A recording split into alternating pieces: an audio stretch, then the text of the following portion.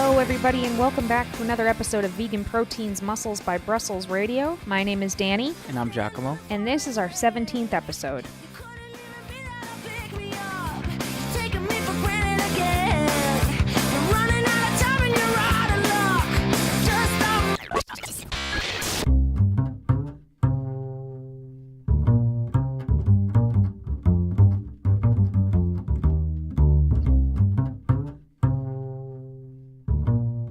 Everybody, and welcome back. Thanks for tuning in again. We really appreciate it. So we have had a really big couple of weeks. As many of you know, we both competed this past weekend in Newburyport, Massachusetts at the OCB Yankee Classic, and it was actually a really great show, like very, very well run. The audience was fantastic. The venue was great. And how did the day go for you, Giacomo? I had a great time at this show. The promoters did a fantastic job at creating a family-like environment. And what I mean by that is that each one of us are competing as individuals, but we're coming together as one to put on a show. I'll give you one quick example. After we got off stage and we would walk back and there were others waiting to get onto stage, each person, each athlete would give you a pound or, a high five or something saying, "Great job." And I really appreciated that. It made such a big difference for me as far as my level of comfort and how happy I was to be there. But how'd you do? How did it go as a competitor? As a competitor, I was thrilled. I placed 4th out of 7, and it's really hard to understand that as an outsider thinking, well, first place is number 1 and whatnot. When it comes to bodybuilding, well, top 5 is the winner's circle, so that's great. It was really awesome getting a trophy. And the other thing is that certain shows are a lot more competitive than others. I mean, the Yankee Classics is known for being one of the most competitive shows in one of the most competitive organizations, which we knew going in. So the fact that I placed, it was awesome. You had a really, really tough class. Like, I was watching it from the audience, cheering you on, getting bee-free honey all over myself. And first place and second place, it was pretty obvious. They were pretty big standouts to me, but third place through 7th place was seriously anybody's game. Like, everybody up there just looked fantastic. So usually at a show in a lineup, there's like one person or two people that just kind of weren't ready. They just weren't ready to be there. They're not competitive, and it's pretty clear. I mean, kudos to them for getting out there, but usually there's a couple people that just, they're not going to place, but not in Giacomo's class. Like, it was tough. So, best you've ever looked, in my opinion. Thank you. And it's more than about how you look, it's how you present yourself. And I feel like this was the best I ever presented myself. I mean, that can literally make or break your placing by at least two positions. Anyway, what about you, Danny? I loved this show, actually. I didn't know what to expect going into it. And like you said, it was just run really, really well. And the venue was fantastic. There was a huge, like, chill area out back, which actually makes a really big difference as to how the show goes or not. And I don't hold color very well. I don't know how many people have seen a picture of me or know what I look like, but I am white. I am ghost white all the time. Like, at Plant Built, I placed pretty poorly, and a large part of that was because they said my tan was too light. And I know that's pretty crazy to think like you didn't do well because your tan was too light, but it makes a huge difference. So going into this show, I was super nervous because I had the best package I've ever had before, and I feel like I had done everything right. But like, if you can't get dark enough, there's not a whole lot you can do about it. But the tanners at this show, they're Elite Bronzing, and they're actually in Haverhill, Massachusetts, and the woman who runs it goes to our gym, so that was pretty cool. And she did a friggin' fantastic job. It was the best color I've ever had. I mean, they had to work on me. Like, they had to work on me for hours, it seemed like. But they did it, and they got me the right color, and it really, really helped. And it was just one of those days where everything came together, and yeah, I was very lucky. I was able to get all my meals in when I'm supposed to, and I was able to pump up the way and when I wanted to, and my hair came out good and my makeup came out good, and just one of those days where everything came together. And I ended up placing first in my figure class, which was absolutely shocking to me because, as I said, at Plant Built, I did pretty badly. And it really took the wind out of my sails a little bit. So I had pretty low expectations going into this show. So to place first it really felt like redemption for me. Man, and then watching you compete in the overall against the other two winners of their class. Yeah, so there were three figure classes, A, B, and C, and that was like short, medium, and tall, and I was in tall. I'm 5'7". And after they announced the first place for class A, B, and C, we all have to come right back out on stage and do another comparison round where they pick the overall winner. And last year at Plant Built, I won first place, and there were 2 figure classes, so I had to go against the short overall winner. And I mean, she swept the floor with me. It was obvious before we went on stage that she had me literally in every way, shape, and form. And that's okay. You know, she looked beautiful and she brought a phenomenal package, and it was her first ever competition, and she totally deserved to win.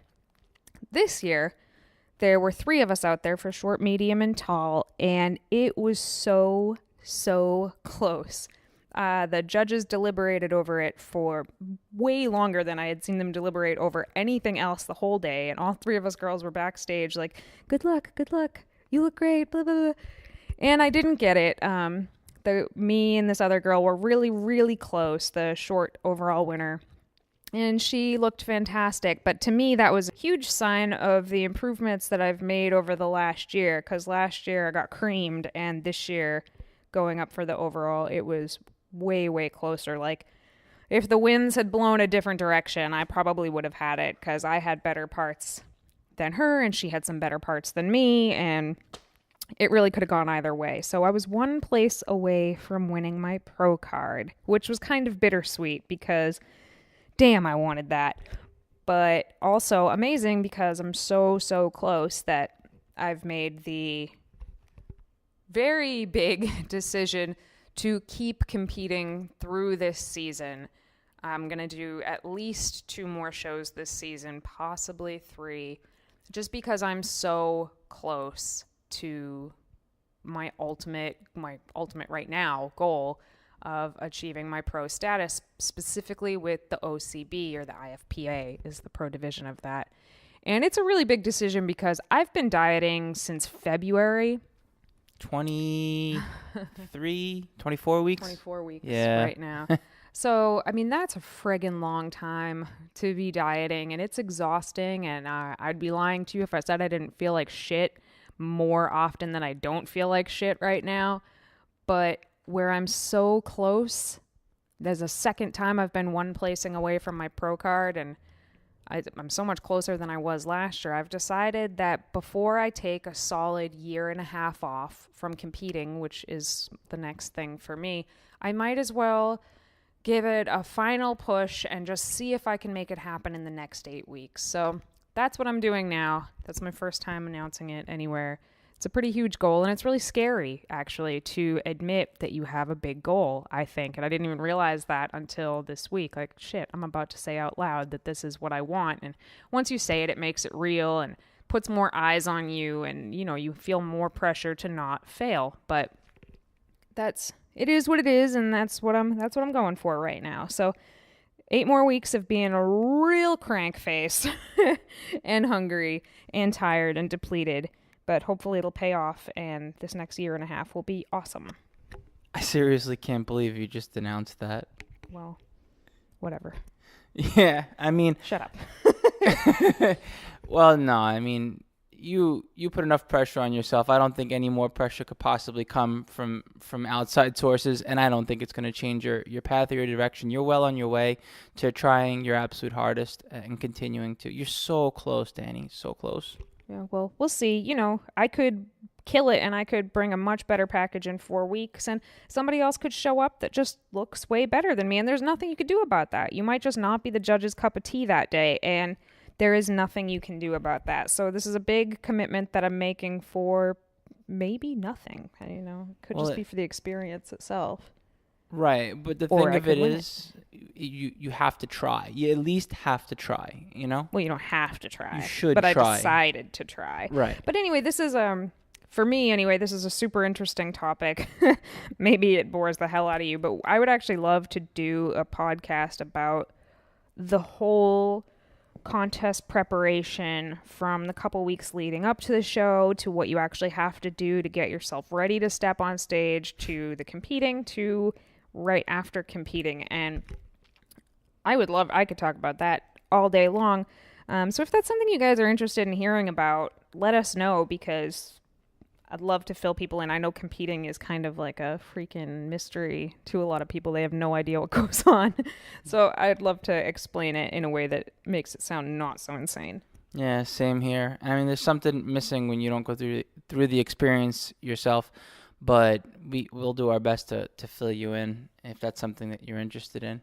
So what's next on the agenda for you, Giacomo? Well, my post-competition is, I've already competed twice. After this show, my approach is a little different. I'm starting on my reverse diet, which basically means that I am going to transition into boosting my metabolism again by adding more food so that I can start to make gains at a faster rate.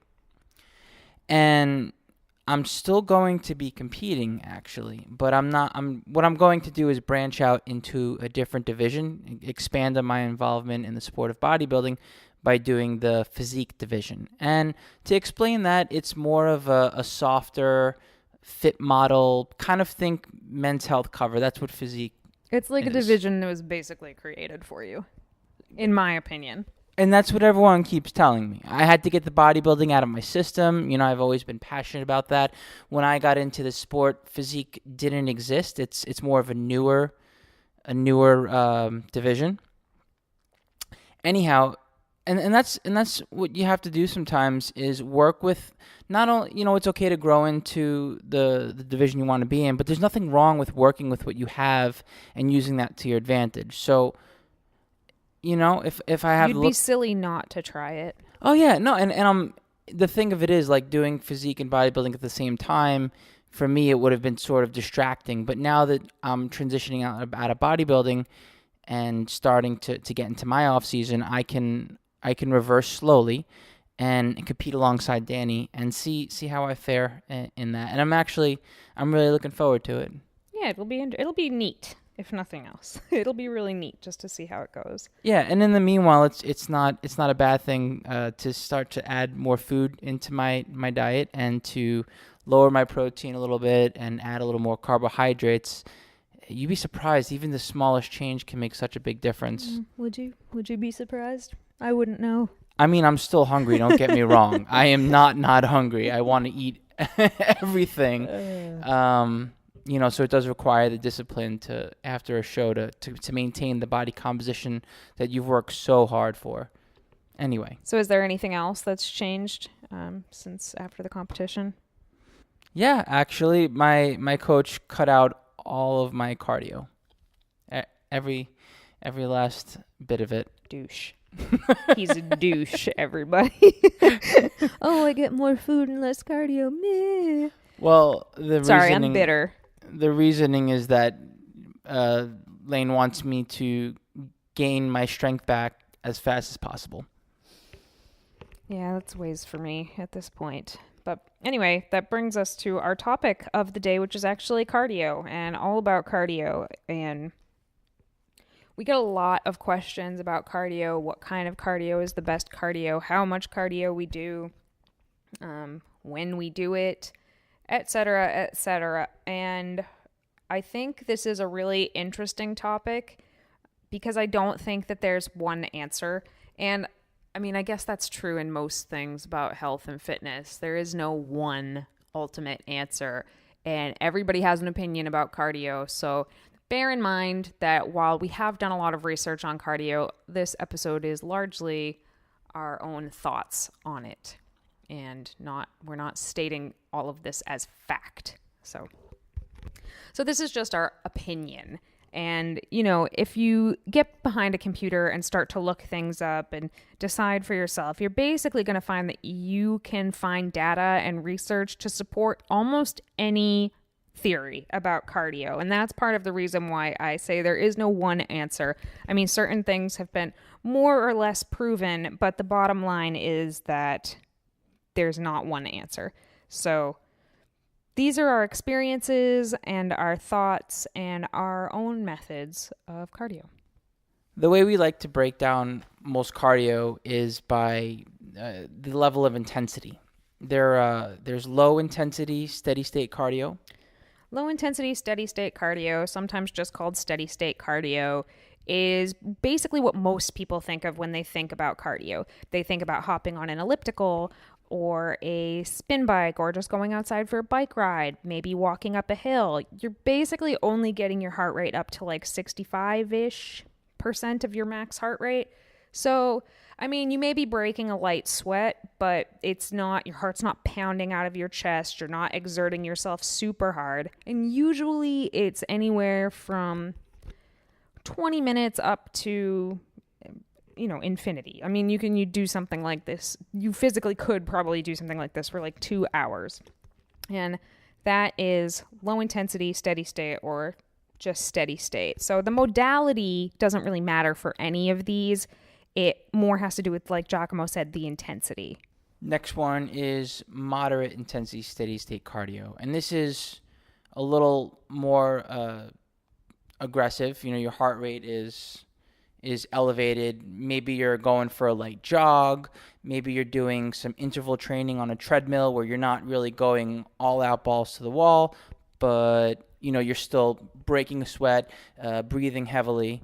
Maybe like jogging for a minute and then walking for a minute. That would be a good example. And I know a lot of people are hearing the term intervals and thinking that that's HIIT, which is the next one we're going to talk about, which is high intensity interval training, but it's not. The way most people do intervals is something like 1 minute on, 1 minute off, or 30 seconds on, 30 seconds off. And by that, I mean like 1 minute of higher intensity, 1 minute of lower intensity for recovery, or 2 minutes of higher intensity and 1 minute of recovery, et cetera, et cetera. This is what most people are doing when they say they're doing interval training, although they're calling it HIIT. But HIIT, high intensity interval training. Why don't you explain what that actually is, Giacomo?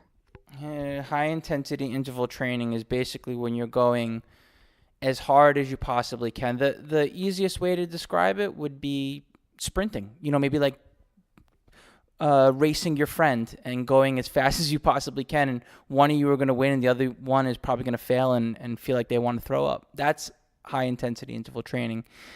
And a lot of people, they'll do their intervals, but they won't really go all out, and I'm just getting my HIIT in, but you're not going to get all the benefits out of HIIT, and that's not technically not what you're doing if you're not literally going all out to the point where after maybe 15 to 30 seconds, you are completely exhausted and you just can't do it anymore. You physically cannot do it anymore. Correct. When I tell my clients to do HIIT, I usually have them do like 20 seconds on and 1 minute and 40 seconds off. And you may be like, Danny, that's like no work. That's like zero work to a ton of rest.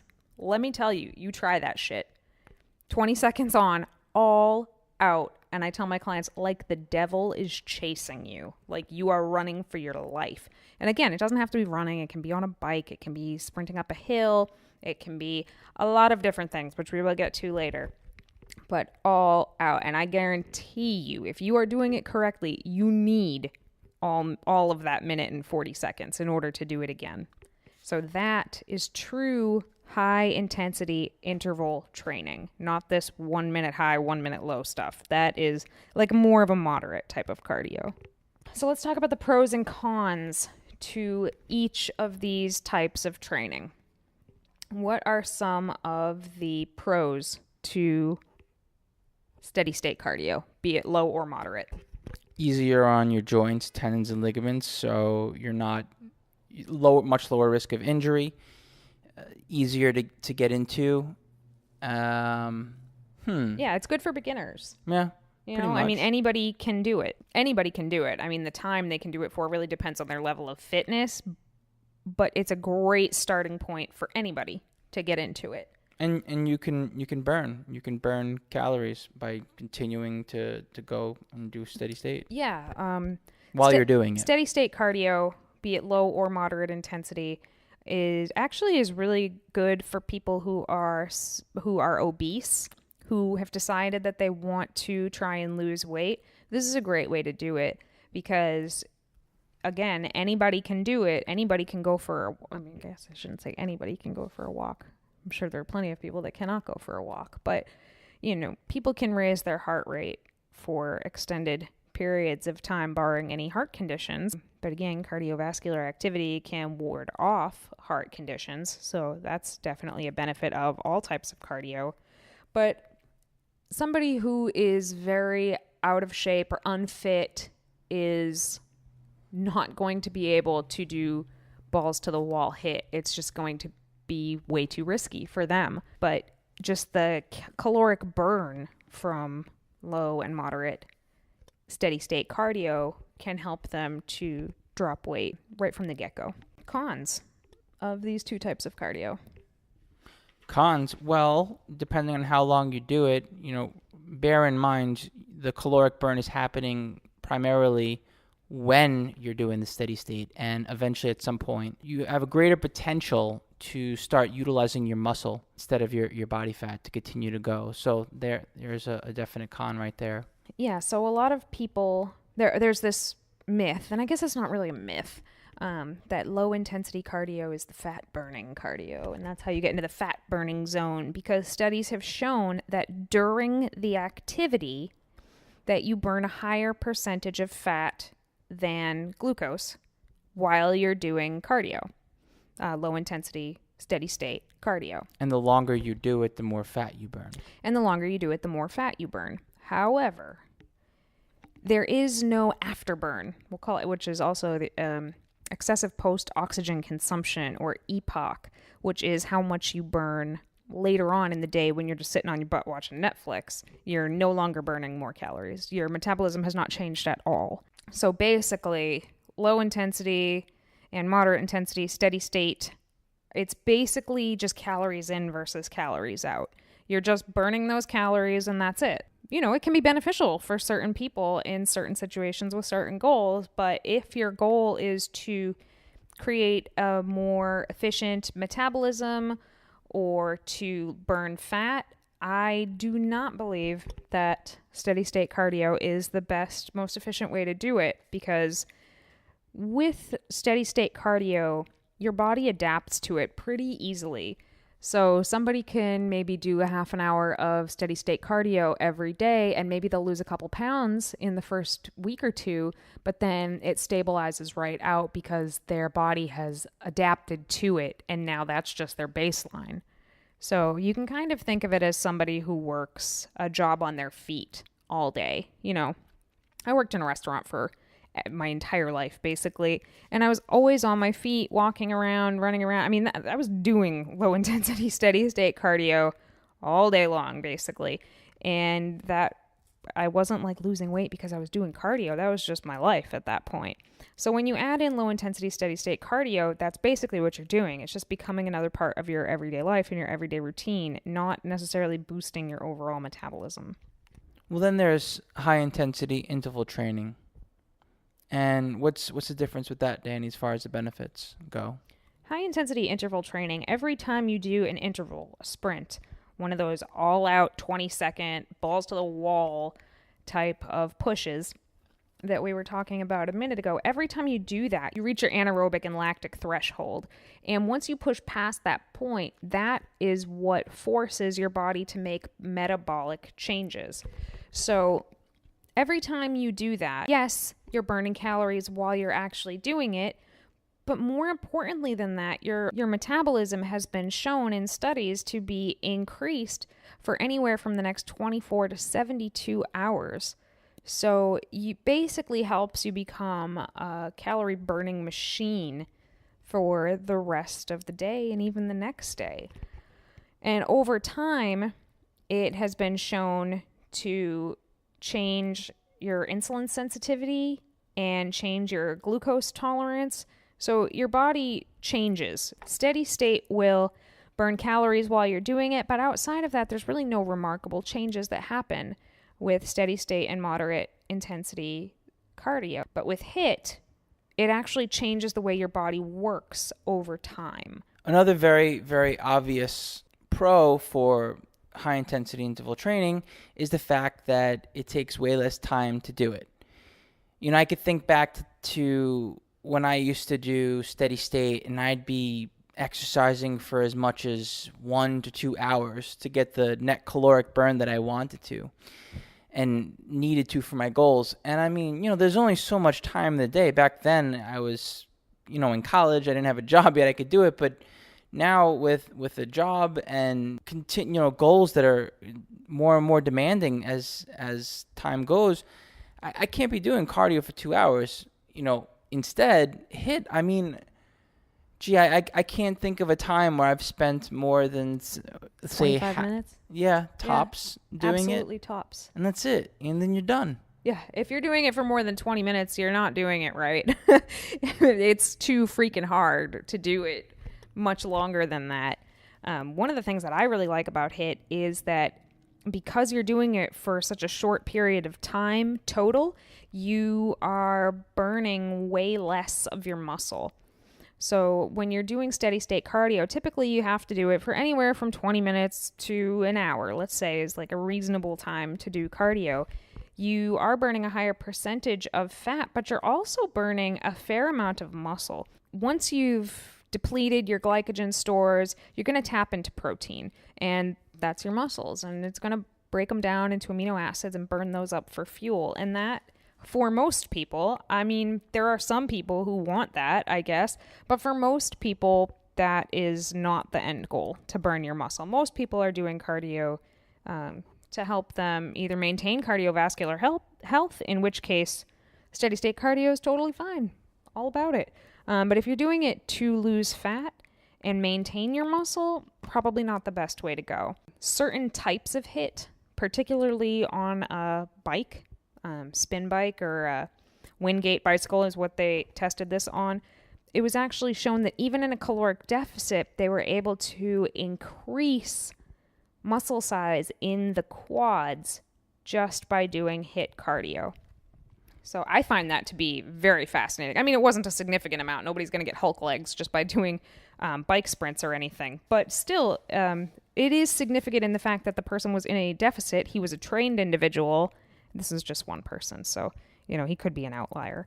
But he did grow his quad muscle diameter just doing HIIT cardio on a bike. But I mean, even take a look at examples of different athletes. Like, take a look at an endurance runner versus a sprinter. I mean, which one has bigger legs? Yeah, totally. Sprinters are very muscular, and a lot of times they could change into a suit and get on stage and place very well without doing anything differently. They're lean and they're muscular and they're sprinting. Whereas you look at your typical, this is a big generalization, your typical marathon runner or ultra runner, and they are very thin, not usually very muscular. Their endurance is out of this world and blows anything I could ever do out of the water. But from an aesthetic, physical standpoint, they're usually very thin and not very muscular because their body, they do so much cardio that they can't maintain. Their body cannot maintain having that kind of muscle on them. Right, and it all comes down to goals. I mean, the human body can adapt to just about anything. You can be able to run a marathon without having large-sized muscles, and they can still perform at an elite level. Yeah, it does come down to your goals. I mean, I've seen figure competitors that they have, their leg muscles are too big and they have to bring them down. So they do more steady state cardio to bring their leg muscles down. Or people like me who I need my leg muscles to be bigger. I cannot afford to lose anything there. So you won't catch me doing steady state cardio. I will be sprinting and doing very intense lower body cardio, if any. So, but I mean, I know this just sounds like we demonized steady state cardio, but it does have its place. I mean, you cannot do HIIT training every day. No, absolutely not.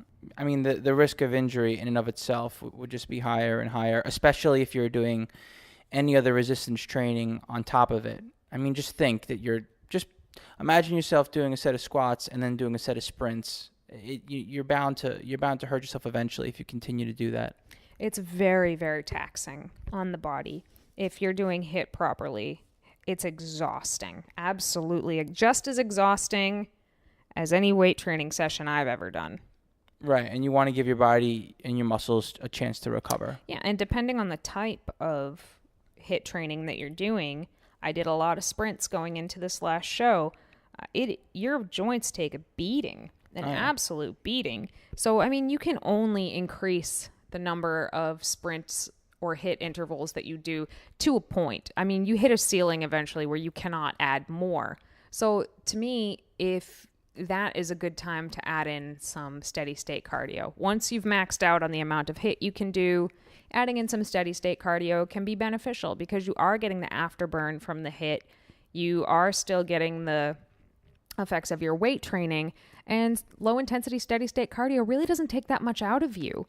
So as long as you're not killing yourself doing it, doing tons and tons of it, it can be helpful to just give you that little extra edge when you need it. But bear in mind that when you stop doing it, whatever changes you made are probably going to change back. So unless you want to commit to doing that amount of steady state cardio all the time to maintain that body, you just kind of got to accept that. Now, there's a lot of different ways to do HIIT, and you can utilize them to your advantage and as workarounds to maximize the amount of HIIT you're doing while minimizing your risk for injury. The most common ones are generally sprints, where you're sprinting on a treadmill or you're sprinting outside, whether it's on a flat or an elevated surface.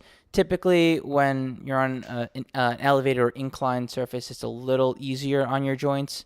However, across the board, this is probably the most taxing type of HIIT as far as risk of injury and how hard it is on your body. Just the sheer force of hitting the pavement or the track or the treadmill over and over and over that hard, it's really tough on your knees and your hips. That being said, I'm not discouraging. I'm just saying there's a time and a place. The best time to do these kinds of HIIT would be, say, well, let's put it this way. If you have to do HIIT right after your workout for the sake of time, probably smarter to do these when you've just finished an upper body workout as opposed to finishing a lower body workout where you're just doing a double whammy and that's when your risk of injury would be much higher. Say you were doing a lower body workout, something that might make more sense would be rope slams, where you take some battle ropes and you're moving them as fast as you possibly can. Yeah, rope slams are a good one, where you basically just jump up and down and slam them over and over and over into the ground. Bike sprints, we've already talked about. Those are way easier on your joints, for sure. Way easier on your joints, but do not underestimate the bike sprint. No. They're pretty tough. The key with some of these machines when you're using them to do HIIT is you have to make sure that when you do your interval that you turn the resistance on the machine way, way up. So on a spin bike, for example, you would just crank that resistance up and pedal like the devil is chasing you for 20 seconds. And then turn it back down on recovery. Yeah, and it's not the most convenient thing in the world to crank it up and to still be able to push hard as you're cranking it, but it's definitely worth it. Yeah, it is. And the quad burn in that is insane. I mean, it's hard to stand up afterwards. You get a pump in your quads so intense that it hurts. I know, I just made that sound really, really fun. Let's see, what else can you do for HIIT? One of my all-time favorites is actually car pushes. You just have somebody behind the wheel, putting the car in neutral, and you're in the back, starting to push the car, and once it gains momentum and it starts to get easy, if you get to that point, which I don't. No, you do. You have. You just tap on the brake a little bit, and it makes it harder again. So you're not working with the momentum of the car that you've put in motion. Yeah. So basically, you just put a car in neutral, have somebody sit in the driver's seat, steer it, and you stand behind it and push it and sprint as fast as you can, which will not be very fast. But you push it as hard as you can. Likewise to this are sled pushes or sled pulls. Our gym does not have one, so we don't have a whole lot of experience with this, but I've seen a lot of people do them and they look friggin' hard. But it's pretty much the same theory. You throw the weights on the sled and then you push it as far as you can back and forth, usually on a turf inside or outside, for, your 15 to 30 seconds. Some things that don't work super well for HIIT, in my opinion, are the stair climber. I like the stair. I have a love-hate relationship with the stair climber, but when I'm on the stair climber, even when I put her, yes, it's a her, even when I put her all the way up to the highest level, I could probably do it for like 45 seconds or so before I could collapse. And because your anabolic and lactic threshold is somewhere between 15 and 30 seconds, that is not true HIIT. So I don't know, maybe wear a weighted vest and do it or something so that it's harder. But I don't think the stair climber is that great for it. Also, it can be dangerous. It's dangerous to jump on and off of the stair climber. And if you can't just stop it, I don't want anybody to fall down. Some ellipticals are really good for HIIT and some are not so good. So you just got to try them out at your gym and see if once you crank the resistance and the incline up enough, if it is challenging enough to do your 15 to 30 seconds. And if you can go longer than that, it's no good for you. And I don't know, I haven't really found much success personally with the elliptical machines. Not that I'm lazy, but if the machine isn't forcing me to do the work, sometimes I have the ability to slack off. And that's why, like on the elliptical machine, you can put the intensity on high enough, but you still have to do the work. Whereas opposed to if you're on a treadmill, you can get positioned outside of the treadmill. That belt's going to spin with or without you. And that is literally a life or death situation. Which is why I like the treadmill so much. And you could just hop off it on the sides when you can't handle it. And that's the thing. Like, But that's also kind of the beauty of doing your HIIT not on a treadmill. Like, you push as hard as you freaking can, and when you can't go anymore, you can't go anymore. You're done. That's your time, Now, I feel that way about sprinting outside, like up a hill. Like when my body's not going anymore, it's like, all right, I'm done. Yeah. So a different kind of HIIT training, which I actually just started doing just for some variety, and it turns out that I really, really like it, is doing weighted cardio. So in CrossFit, they call these Metcons, and it's basically where you do usually some sort of full body exercise. In CrossFit, a lot of times it's like several exercises back to back in a circuit-like fashion, usually with weights like wall balls and burpees. I mean, there's no weight in burpees, but you are using your body weight, and that's pretty heavy. Different lifts like barbell complexes and things like that. And I started doing it with just squats. So what I do is rather than look at the clock for 20 seconds or 30 seconds, I put about 50% of my 1 rep max on the bar and I do 8 reps. And when I look at the clock, it usually is right around 25 seconds or so that takes me. And then I rest for a minute and a half or so and then do that again. And every time I do that, that counts as an interval. And at first it seems like, oh, this ain't so bad. But by like the third or fourth interval, you're like, yep, nope, this is just as hard as sprints actually. So easier for me anyway. My knees have been acting up a lot lately, but this doesn't seem to hurt my knees the way that sprinting does. So I'm going to keep trying it for a while. And even though it's only like 95 pounds or so, it's actually pretty challenging. And it's a great way to get squat volume in, which is a whole nother story. And great way to practice your form with a lighter weight so that you really have it dialed in for when you're working on heavier weights. But I mean, you could do this with all sorts of things. You could do this with kettlebell swings. You could do this with deadlifts. Now, this does not mean that you do as many as you can for time or anything like that. I'm still doing a regular squat with the right tempo to properly hit my form on all of them. So certain explosive movements like kettlebell swings are great for that. Wall balls, great for that. Probably keeps it interesting too. Oh, totally. And it's a great way to, just like we said that HIIT is better for maintaining your muscle when you're in a fat loss phase. Same thing with the weighted cardio and metabolic circuits and Metcons and barbell complexes. They're all great ways to get cardio and maintain your muscle.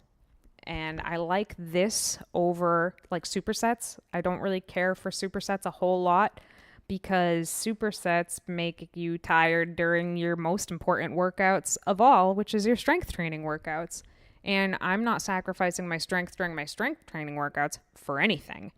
So rather than jump roping in between sets or something like that, I'm going to give my strength training workout everything I've got. And then either afterwards or later in the day, I'll do a weighted cardio circuit where the weight doesn't matter so much as the cardio itself, if that makes sense. But it is still recruiting different kinds of muscle fibers that are going to make you an overall better athlete, not just muscular or lean. It's going to make you a better athlete overall. So let's talk about another hot topic here.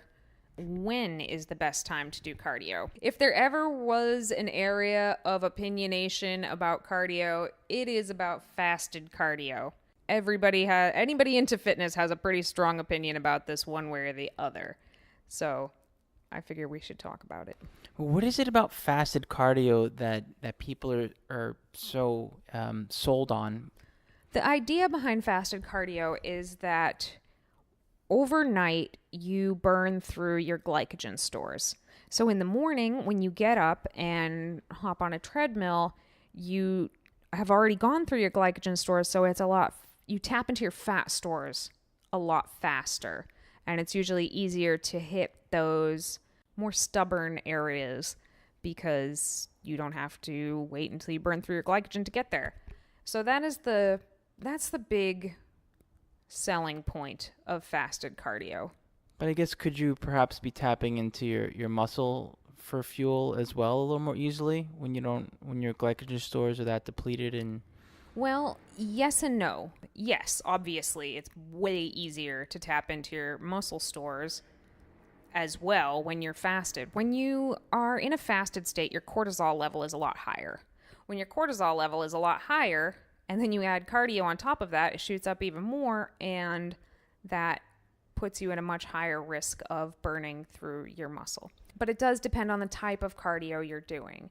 I mean, if you're just walking on a treadmill at an incline for 20 minutes, you're probably going to be okay as far as burning your muscle goes. But people who are waking up and not eating and trying to do something crazy like HIIT, I can't tell you how many times I've heard somebody recommend fasted HIIT, and it makes my frigging head spin. probably theirs too. Oh, God, I can't even imagine. I think I tried it one time in my entire life.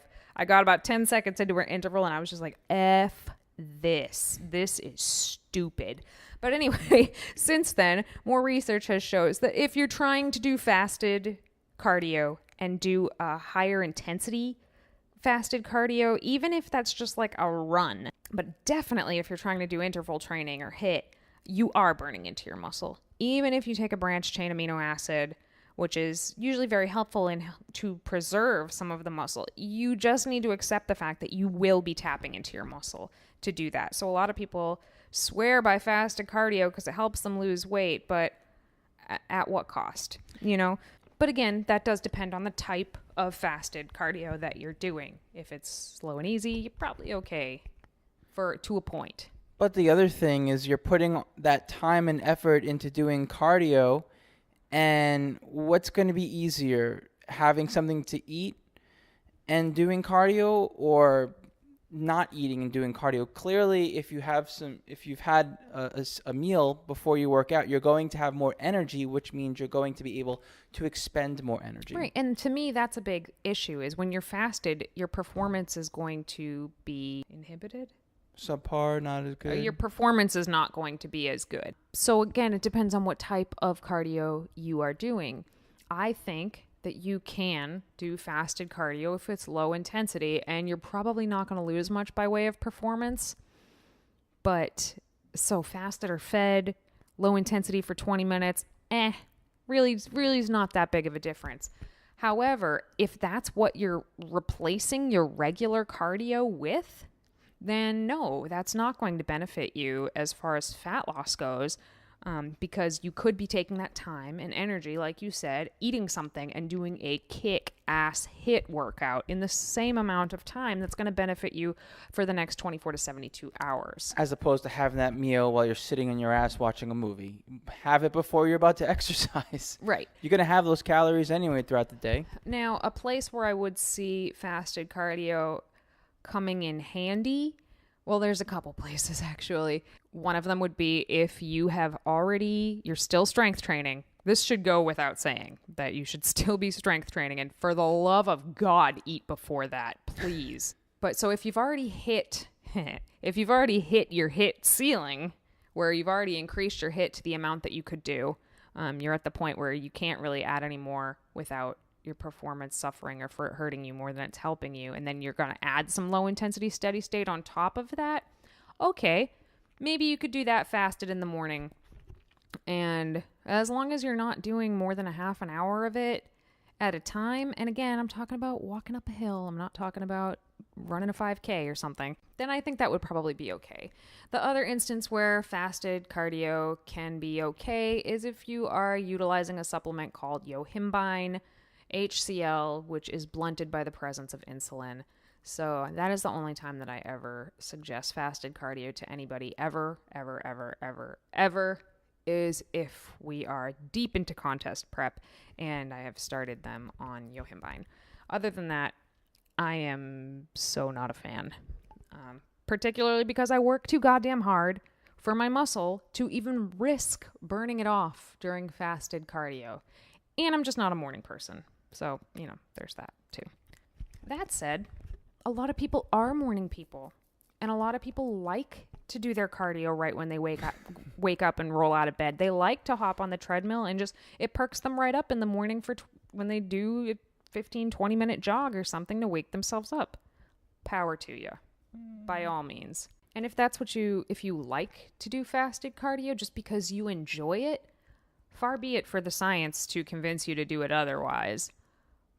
But if you are dreading doing your fasted cardio and you're starving through it because you think you're going to burn more fat by doing it that way, it's just not the case. You'd be better off to eat something and have a harder, more intense workout. When is a good time to do cardio then? If we're saying fasted cardio is not optimal, when is? Best time to do cardio would be, well, one, what works best within your schedule. Duh. And I'd say a lot of people do tend to do it right after the workout to just bang it out. Not everyone has the ability to split it up. But I would say in a perfect world, if we're talking about the most efficient thing to do, the most optimal thing to do, it would be to split up your strength training and your cardio by at least a few hours. That's the best thing that you could do. For most people, this isn't practical. I mean, we basically live in the gym, and this still isn't even practical for us most days. So in that case, I say do your cardio after your lifting, or do it on a rest day. Yeah, I've been doing my cardio on rest days since October. I won't lie; it's kind of a bummer to never have a day off, but it works. But doing it after your strength training is great. Don't do it before your strength training, because your strength training is the most important thing that you do as far as body composition goes. So give that all you've got. You want to do that while you're fresh. This comes down to your goals. Is your goal to be a fast marathon runner? Well, then screw everything I just said. Your strength training workout is not the most important thing. In that case, your running schedule is. So do that first. But for most people who I assume are tuning into this particular podcast, your strength training is probably the most important aspect of your workout program for your goals. Or at least something that you want to be implementing more. Yeah. We're just assuming that. We're just guessing. If we're completely wrong, let us know. If you guys are all marathon runners, I'm sorry. I'm sorry that you've had to listen to us talk about lifting weights. If that's something you want to know more about, or maybe something you want to talk to us about, let us know. So I guess one of the biggest questions that we get, because we preach don't overdo cardio quite a bit, is how much cardio is too much cardio? I guess that really depends on the person. I mean, you have to take a look at how your body responds to cardio, first of all, and figure out how much you should or should not be doing, and then, take it from there as far as what you actually want to do.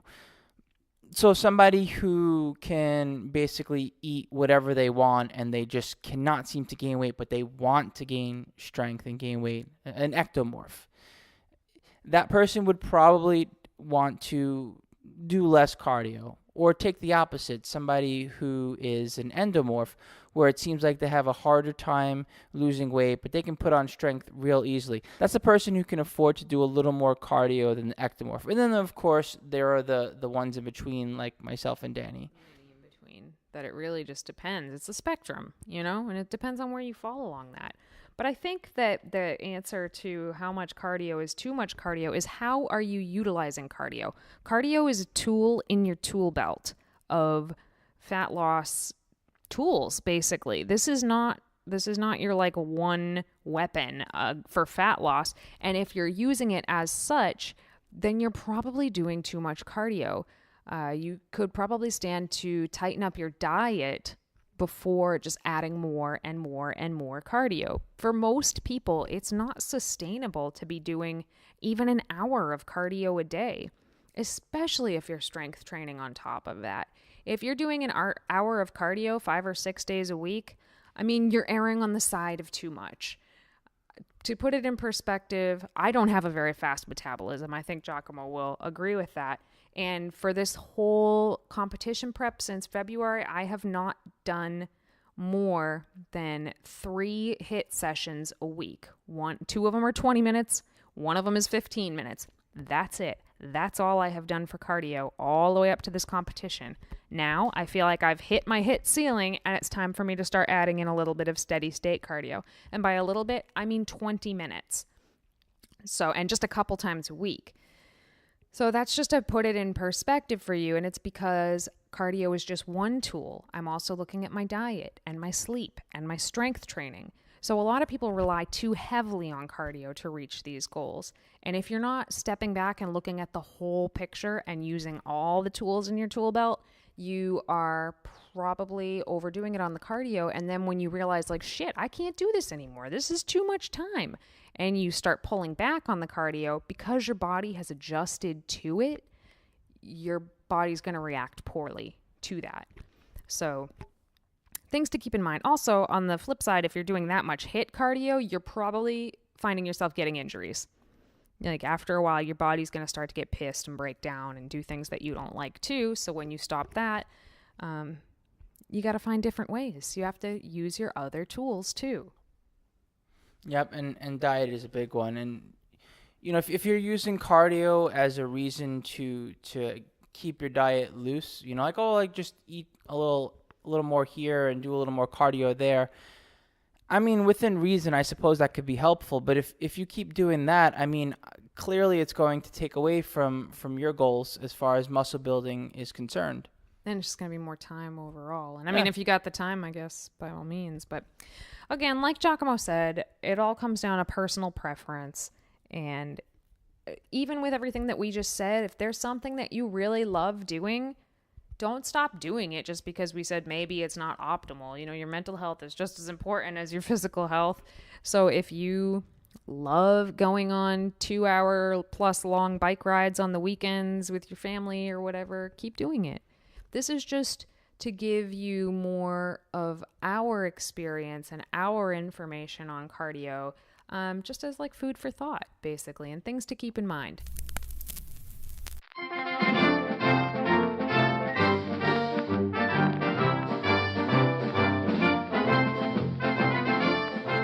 Moving on to our product review of the week. This week we are going to be reviewing the cookbook Eat Like You Give a Damn, which was written by Michelle Schwegman and Josh Hooten of Herbivore Clothing in Portland, Oregon. I wasn't sure what to expect from this book because I think it's the first book that they've ever published, actually, which is pretty exciting. We're good friends with them. I bought it because I wanted to support them. And, I mean, what's the harm in having another vegan cookbook? I love food and I love cooking.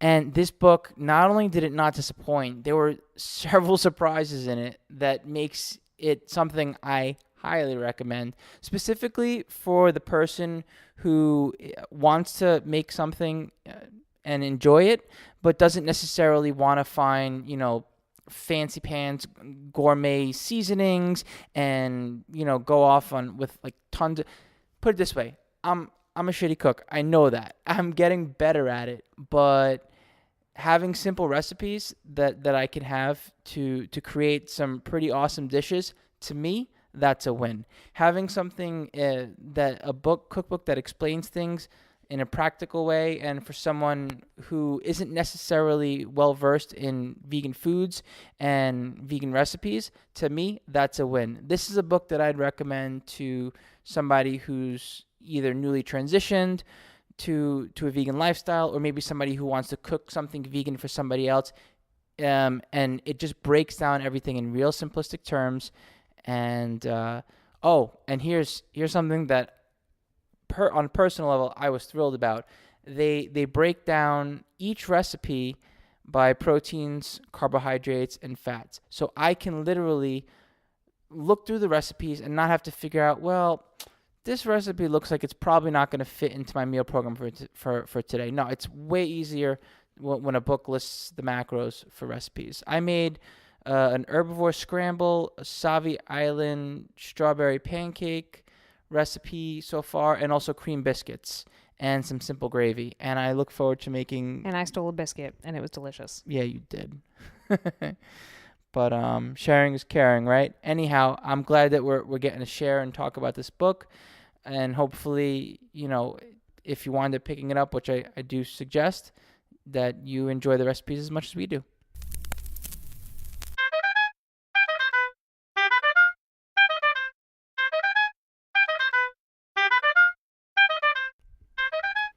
All right, moving on to our question and answer. We have a question from C914S on Instagram. What are some simple vegan recipes for the full-time college student with 2 jobs? Rice and beans should be a staple. It's inexpensive, easy to make, and you can make it just about anywhere. So I'd say that's probably your best starting point. Other things that you'll most likely have easy access to as a college student that are quick and simple: hummus and carrots maybe, or vegetables that you could dip into there. Sandwiches are really simple. You can buy some tofurkey or any other vegan deli meat. Slap on some, maybe tomatoes and your favorite condiments or whatnot. Sandwiches, potatoes. Burritos are a really good one because you can pretty much take any leftovers that you have and throw it into a burrito wrap, and then it's super portable, so you can eat it while you're running around. That's one of the reasons I like sandwiches as well. Oatmeal. Oatmeal is a great one because you can cook a big pot of it and just keep it in your fridge and just throw some nuts and berries on it in the morning and nuke it, and you have breakfast really quickly. There are some great convenience foods out there right now, but I guess that really depends on your budget. They make a lot of frozen burritos. Like Amy's has a frozen tofu scramble and this frozen Indian samosa wrap. I think that's what it's called. Whatever it is, it's freaking delicious. And that's another thing you just throw in the microwave. And I mean, as far as frozen prepared food goes, really great ingredient list and super, super portable. Just a little on the pricey side if that's something that is important to you. They're like between $2 and $3 a burrito, and they're kind of small. I mean, I would eat 2. So. Sweet Earth is another brand name. You can find those at Target and most other big box convenience stores. Fruit is a great one because it comes in its own little package. You can take it with you. But as far as recipes go, I'm going to agree with Giacomo. Rice and beans and some frozen vegetables, even if you just throw it in a rice cooker and then just turn it on in the morning, and then when you come home, you'll have this big pot of deliciousness that you can feast on for the next several days. And sandwiches, because they're awesome. Yeah. This question comes from Instagram by Adam D.K. King. When in a cutting phase, obviously calorie reduction is necessary, but have you found that a particular macronutrient ratio works best? If so, do you feel a consistent daily ratio is superior to other approaches, such as carb cycling? Or is the question of the most effective macronutrient ratio somewhat dependent on the individual? So I will say that the individual macros are going to be very different for the individual, but I don't really believe in macronutrient ratios. I don't like ratios very much at all because I prefer absolute numbers much, much more than ratios. And here's what I mean by that. If somebody comes to me and tells me that they're eating 40-20-20, meaning 40% carbs, 20% fat, 20% protein, that tells me nothing. That tells me absolutely nothing. They could be eating 800 calories a day, or they could be eating 3,000 calories a day. I don't know how much of anything they're actually getting. So I prefer absolute numbers, which are going to be very individual to the person, but a really rough estimate is going to be 1 gram of protein per pound for the person, roughly. And then the rest of it's going to be filled in with carbohydrates and fats. But I don't I don't think that a specific ratio of those two are very important. It's going to depend on that person's metabolism more than anything. And you definitely don't want to get fats too low because that can screw up your hormones. So fat is important. I wouldn't drop it below like 0.25 grams of fat per pound for the person. And again, that's a really loose estimate that's going to change from person to person, and it can be much higher than that, but that's as low as I would go.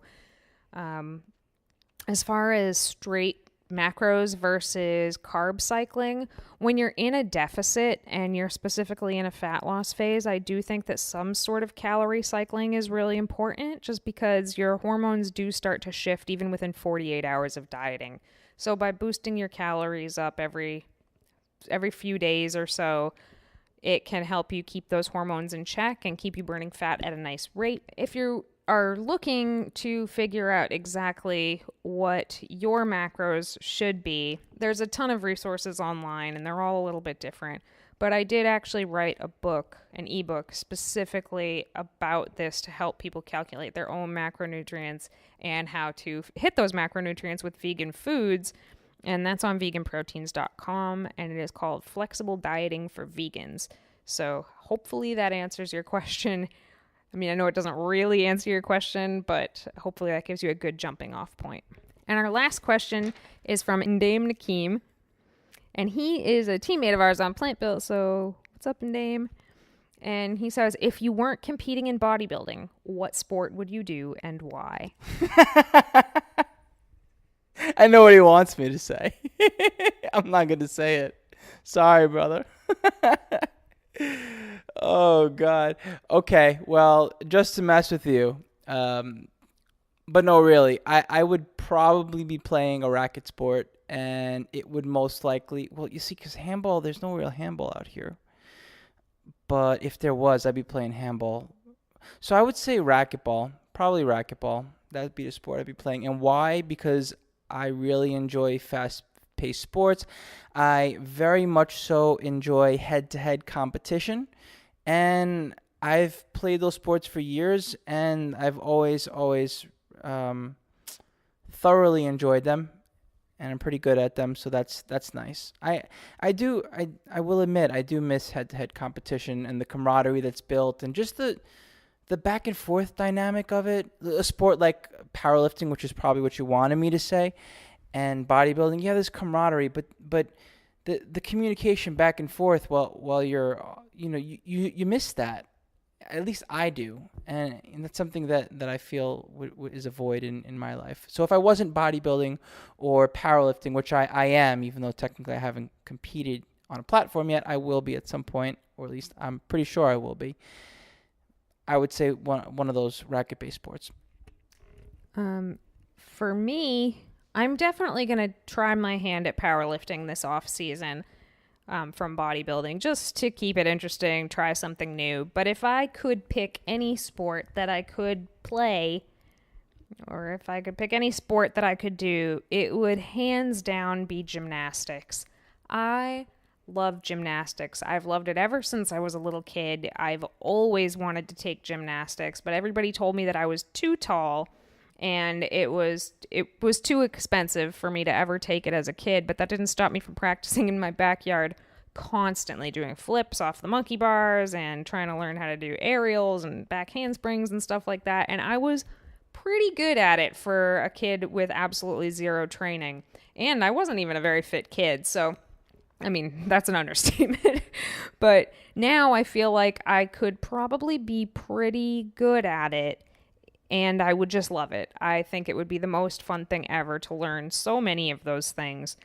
Unfortunately, it's very, very difficult to find gymnastics classes for adults. They have lots of open gyms in gymnastics centers, but I don't know how to do anything in there, so I probably wouldn't show up. Maybe that's a fear I'll face sometime next year. But I think that would be the most amazing thing to learn. I think the amount of body control that gymnasts have is just absolutely unreal, and I would love to have just a sliver of that. Thanks so much for sending in your questions, guys. If anybody has a question that they want answered on the show, we try really hard to answer as many of them as we can. You can reach us on Facebook, Instagram or Twitter, VeganProteins. And Giacomo just recently changed his name on Instagram to @musclesbybrussels. So you can find us on there. You can also email us, veganproteins@gmail.com, and we will try to answer your questions if you have any.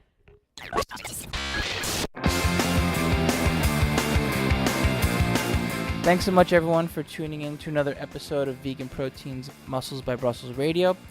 When you get a chance, if you can leave us a review on iTunes or wherever you're listening to our podcast, it will help us a great deal in reaching others. And we would really appreciate it. Thanks. My name is Giacomo. And I'm Danny. And we'll talk to you in 2 weeks.